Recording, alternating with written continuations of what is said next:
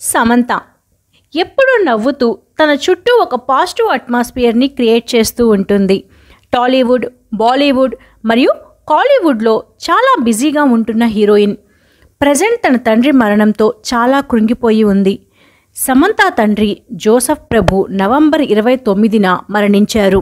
65 ఏళ్ల తండ్రి మరణాన్ని తన సోషల్ మీడియాలో until we meet again dad అని వెల్లడించడంతో ఈ న్యూస్ వైరల్ అయ్యింది. అసలు సమంత తండ్రి మరణానికి కారణమేమిటి? సమంత తండ్రి సమంతాని ఎందుకు ఇంట్లో నుంచి పంపించేశారు? నాగచైతన్య సమంత పెళ్లికి ఎందుకు ఒప్పుకోలేదు? ఇవన్నీ ఈ వీడియోలో తెలుసుకుందాం.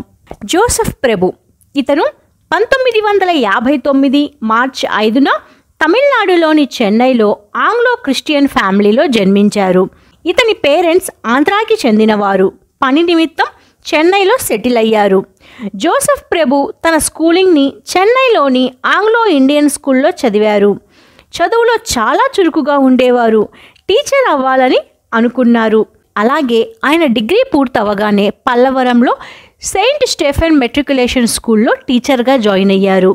ఇక అక్కడే నైనిత అనే మలయాళీ క్రిస్టియన్ అమ్మాయి కూడా టీచర్గా జాయిన్ అవ్వగా జోసెఫ్కి నైనిటాకి మంచి పరిచయం ఏర్పడి ఆ పరిచయం స్నేహంగా మారి ప్రేమలో పడ్డారు. ఇక వీళ్ళిద్దరి మతాలు ఒకటే అవ్వడంతో వీళ్ళ పెళ్లికి జోసెఫ్ ఫ్యామిలీలో ఒప్పుకున్నారు. కానీ నైనిట్టా గారి ఫ్యామిలీలో మాత్రం ఒప్పుకోలేదు.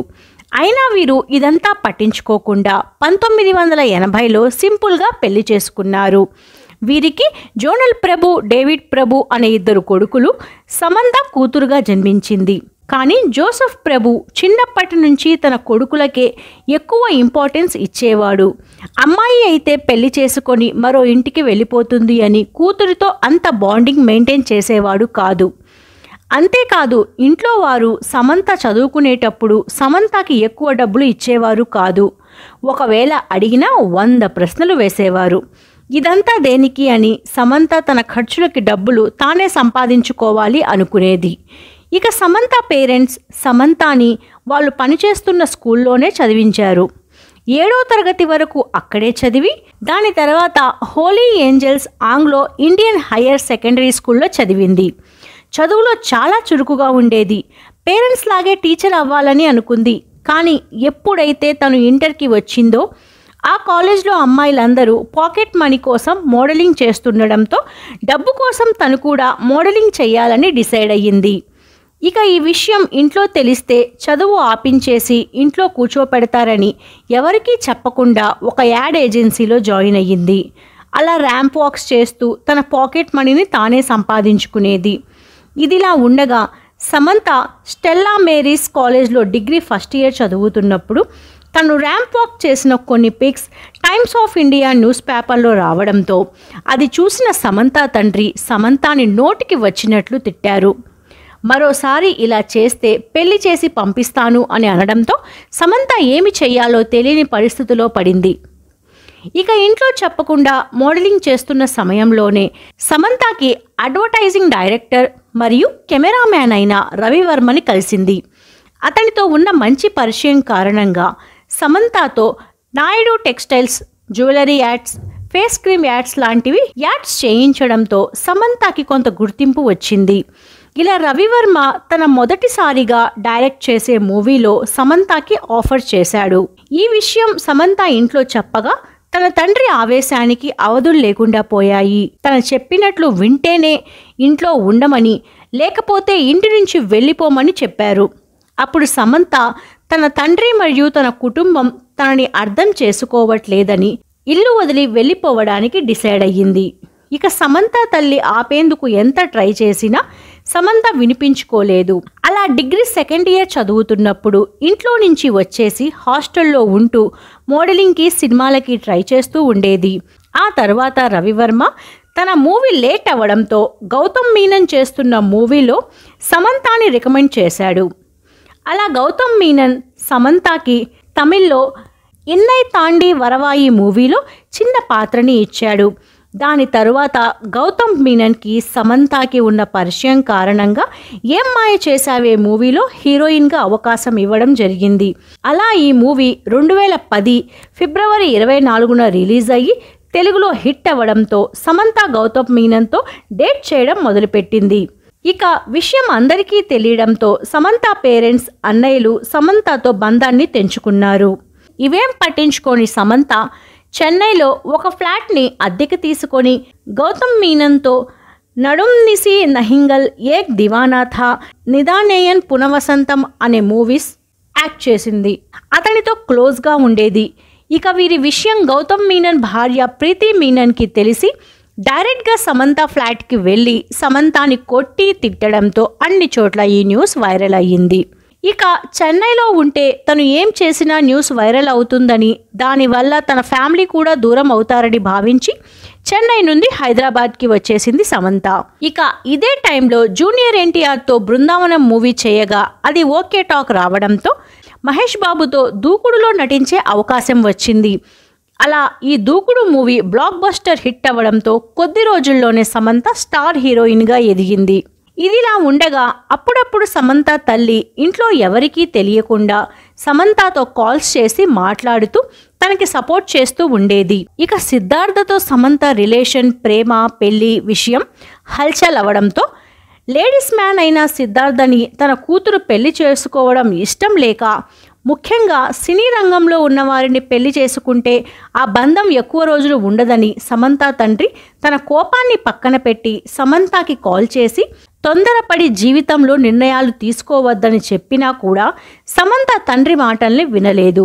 ఇక సిద్ధార్థ హిందూ ఆచారాలని పాటిస్తుంటే సమంత తండ్రి సహించలేకపోయేవారు.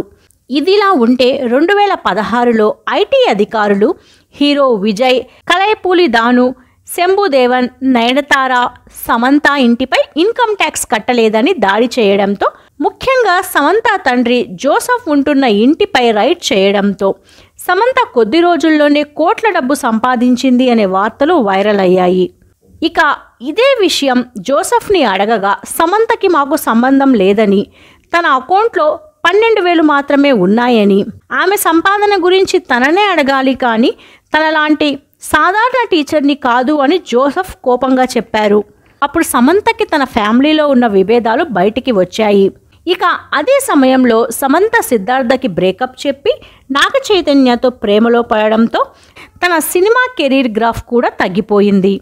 అప్పుడు నాగ చైతన్యాన్ని పెళ్లి చేసుకొని లైఫ్లో సెటిల్ అవ్వాలని అనుకుంది. ఇక సమంత తన ఫ్యామిలీ ఎటు ఒప్పుకోరని తన ఎంగేజ్మెంట్కి తన ఫ్యామిలీని పిలవలేదు. దీంతో అక్కినేని బంధువులు, స్నేహితులు తప్పుగా మాట్లాడుకుంటున్నారని, పెళ్లికి సంబంధించిన అన్ని కార్యక్రమాల్లో సమంత పేరెంట్స్ ఉండాలని నాగార్జున కండిషన్ పెట్టారు. అప్పుడు నాగ చైతన్యని పెళ్లి చేసుకోవడానికి వేరే దారి లేక ఇంటికి వెళ్ళి తండ్రికి విషయం చెప్పింది. అప్పుడు తండ్రి ఇండస్ట్రీకి చెందిన వారితో పెళ్లి వద్దని, బయట వారిని చేసుకుంటే హ్యాపీగా ఉంటావని చెప్పారు. అప్పుడు సమంత నాగ చైతన్యతో పీకర్లోతు ప్రేమలో ఉంది. సమంత తండ్రి మాటలకు కోపంతో అక్కడి నుంచి వచ్చేసింది. ఆ తరువాత నాగార్జున, నాగ చైతన్య డైరెక్ట్గా ఇంటికి వెళ్ళి జోసఫ్ గారికి నచ్చ చెప్పడంతో జోసఫ్ తను పెళ్లికి రావాలంటే పెళ్లి క్రిస్టియన్ పద్ధతిలో చేస్తేనే వస్తానని కండిషన్ పెట్టారు.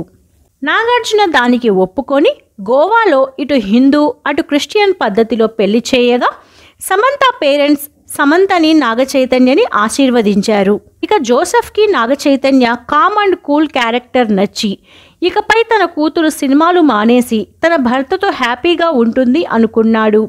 కానీ పెళ్ళైన 2 సంవత్సరాలకే వీళ్ళిద్దరికి మనస్పర్ధలు రావడంతో అప్పటి నుంచి వీళ్ళిద్దరూ వేరువేరుగా ఉంటున్నారని తెలియడంతో జోసఫ్ తన కూతురు సమంతకి నచ్చచెబుతూ భార్యాభర్తల మధ్య గొడవలు సాధారణమని ఎంత చెప్పినా సమంత వారి మాటలను పట్టించుకోలేదు.